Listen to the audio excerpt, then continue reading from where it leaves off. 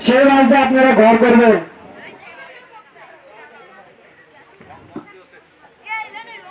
সেই মাছ দিয়ে আপনারা ঘর করবেন। আমার মার্কা হচ্ছে মগ, আমি মগা ভাই, আমার মার্কা হচ্ছে মগ। আপনারা আমাকে মগ মার্কায় ভোট দেবেন। এই সেই মগ, আপনারা চিনে রাখেন, এই সেই মগ, এই মগ মার্কায় আমাকে ভোট দেবেন। ভোট না দিলে বড় কষ্ট হবে। এই মোবাইল দুটার জন্য, আমার এই নির্বাচনী খরচের জন্য আমি আমার বইয়ের দুটো মোবাইল বিক্রি করছি। সে তো মোবাইল দিতেই চায় না। তাকে বললাম যে দেখ, আমি যদি চেয়ারম্যান হই, তুই হবি চেয়ারম্যানের বউ, তোর কি পরিমাণ সম্মান হবে। তারপরে সে দিতে চায়, আমি চুরি করে নিয়ে এসে বিক্রি করছি।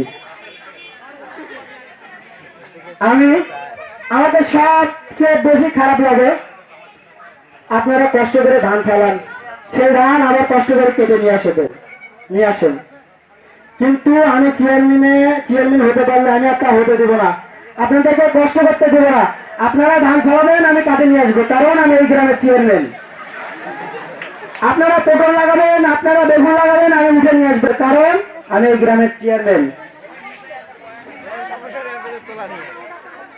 আমার বক্তব্য ভালো লাগতেছে না, না লাগলে সমস্যা না, আমি বলবো, কারণ আমি ইলেকশনে খারাইছি মগ মার্কায়।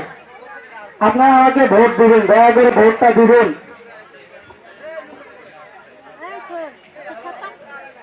পিছনে অনেক জ্যামজাম করতেছে, আপনারা বসে পড়েন, জ্যামজাম করবেন না, মনোযোগ সহকারে বক্তব্য শোনেন।